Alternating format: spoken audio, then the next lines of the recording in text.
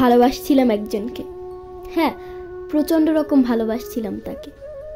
হয়তো এত ভালো তাকে আর কেউই বাসতে পারবে না, কিন্তু তাকে এতটা ভালোবাসার পরেও আমার করে পাইনি, কারণ সে হয়তো আমাকে কখনো সত্যিকারের ভালোবাসেনি। সত্যিকারের ভালোবাসলে হয়তো আমাকে ভুলে যেতে পারতো না। তাকে দোষ দেই না, হয়তো এটা আমার ভাগ্যে লেখা ছিল। অনেকটা বছর ধরে তাকে ভালোবেসে এসেছি, কিন্তু এক নিমেষেই সে আমার ভালোবাসাটাকে ভেঙে দিল।